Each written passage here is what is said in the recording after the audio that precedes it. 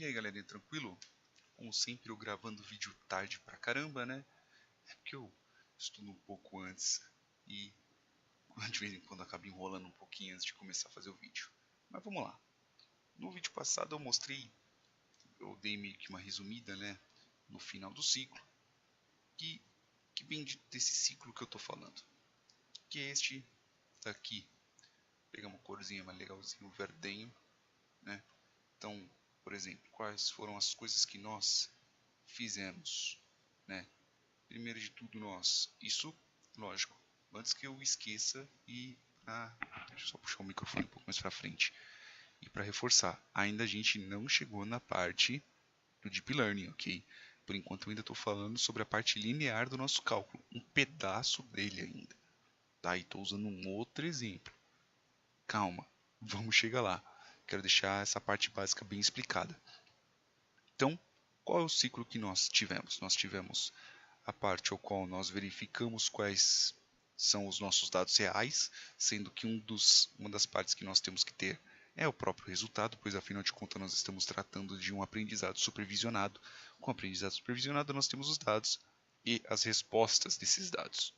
Em cima disso nós temos também qual que é a diferença que nós temos entre alguns valores que nós assumimos, como por exemplo aqui o 2 e o 5, e os valores que foram calculados em cima desses pesos que nós assumimos, né? Nos vídeos anteriores nós já temos um valor realmente estimado, que é a pinga está valendo 1 e o torresmo com pelo está valendo 4. Às vezes até arranja um torresmo com mamilo, né? Meio raro, mas às vezes cai no 7. Ok? Eu também mostrei para vocês qual é o parâmetro de, vamos considerar assim, o parâmetro de aprendizado para saber se aquele valor ao qual a gente está atualizando está chegando próximo do nosso valor, que neste caso é o MSE, né, que nada mais é que a média da diferença do residual, né, do residual entre o valor predito e o valor real. E logo depois disso nós tivemos aqui o nosso gradient descent, que nada mais é que nós usamos a derivada da função ao qual nós estamos trabalhando e nós atualizamos as variáveis conforme vão indo, porque nós vamos atualizando as variáveis de peso para podermos chegar no resultado real. No resultado real não, no melhor resultado estimado. Agora eu quero falar deste pedacinho aqui. Eu fiz um resuminho e eu quero falar desse pedaço aqui, que é o nosso alfa. O que eu quero dizer com isso? O que ele é? Esse alfa nada mais é que a nossa taxa de aprendizado. Tá, e como que ela funciona? Como vocês podem ver, não quero atualizar o Java agora não, filho. Como vocês podem ver, ela faz o quê? Ela simplesmente multiplica, ou ela aumenta, ou ela diminui, né, em determinada fração, em determinada proporção, essa é a palavra, a derivada que nós temos do lado. Ok? Se estiver falando alguma bobagem de matemática, por favor me corrija. E para que esse valor aqui é importante? Ou 0,1, 0,2, 0,3, o quanto que vocês vão decidir. Então, vamos colocar aqui, né? Deixa eu afastar um pouco mais o celular, espero que não esteja fazendo aqueles tec-tec da vida. Que é o que? Vamos considerar que eu tenha aqui um pequeno gráfico, né?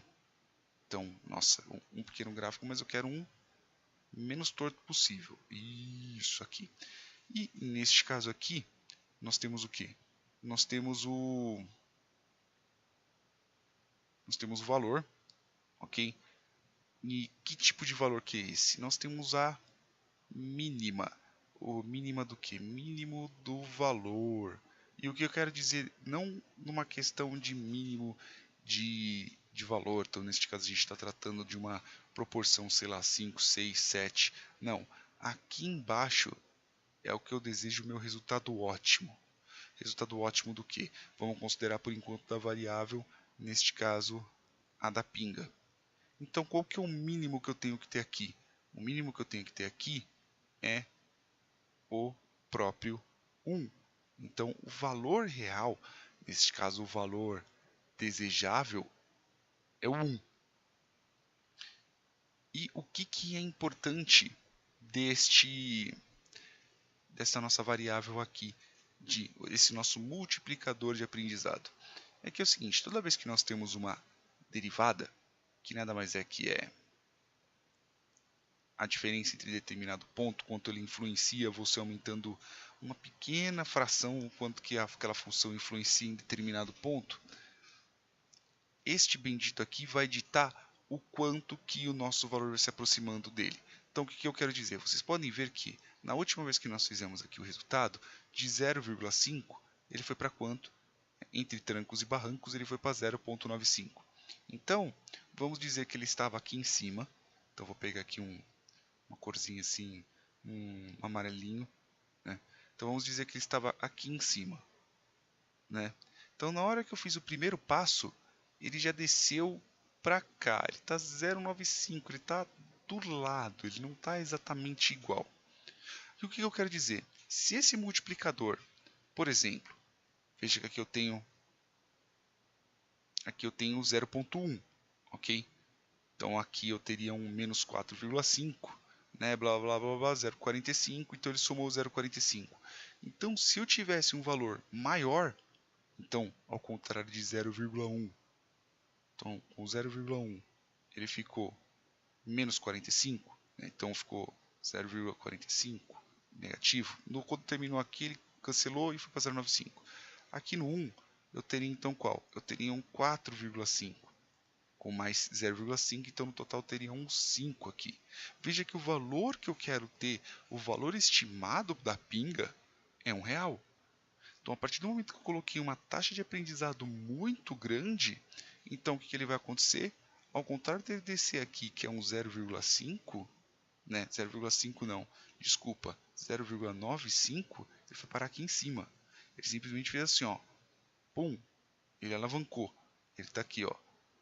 Ele foi para o 5. Não foi para o 0,95, ele já foi para o 5 direto. Então se ele for rodar de novo, pode ser que na hora que ele volte assim, ó, plá. Então ele volte, sei lá, para sei lá, menos 4, por exemplo. Né? Eu estou chutando o valor. Pode ser que ele simplesmente extrapole, porque eu passei muito, então a partir do momento que passou muito ele vai começar a ser negativo, porque ele vai precisar voltar. Ele joga lá para cima. Depois qualquer coisa ele pode jogar lá para cima. Ou pode ser que se eu colocasse um valor muito pequeno, então ao contrário de eu colocar 0,1, eu colocasse, sei lá, 0,01. Então não teria menos 0,45, eu teria 0,045. Então não teria aqui um valor de 0,5, eu teria 0,545. Então aqui em cima eu estou no 0,5, ok? Então desceria um pedacinho para cá. Então vou colocar até uma bolinha vermelha. Então desceria um pedacinho, ele ficaria 0,545. Na próxima vez que descer, seria descer um outro pedacinho, depois um outro pedacinho, depois um outro pedacinho, e assim sucessivamente.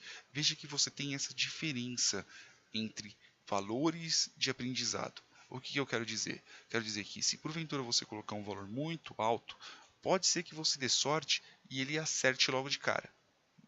Mas, na grande maioria das vezes, quando você fizer a parte do aprendizado que é o gradient descente, ele vai fazer o que? Ele simplesmente vai buff, ele vai alavancar, ele vai lá para cima, ou ele vai lá para baixo, né, de uma vez só. Ou ele pode ficar fazendo aquele efeito de zigue-zague, ou até mesmo batendo num lugar parecido.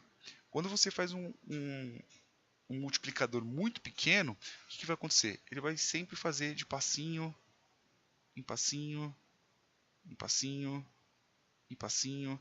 Então, pode ser que você chegue num resultado muito melhor do que este daqui, com um número muito grande. Não quer dizer exatamente o número que extrapola, mas um valor que se aproxima da coisa. Mas o grande problema é você vai ter que ter muito mais iterações para esse algoritmo poder chegar num resultado bom. Ou bom o bastante para você poder entender alguma coisa do tipo, ou para aquele algoritmo ser bom bastante para você poder predizer alguma coisa, para ele poder ser genérico bastante para poder funcionar em mais de um tipo de dado. Ok? Espero que vocês tenham entendido um pouco sobre este bendito desse multiplicador aqui de aprendizado. Ok? E um pouco sobre a mínima. Quando eu digo a mínima, que é o que? Neste caso aqui seria o 1, se porventura eu fizesse aqui do 4, o mínimo que seria, que é realmente o verdadeiro valor ao qual eu estou trabalhando nesse peso, deveria ser 4. Ok? É isso aí, galerinha. Beijos e até o próximo vídeo. Espero que vocês tenham entendido também. Até mais.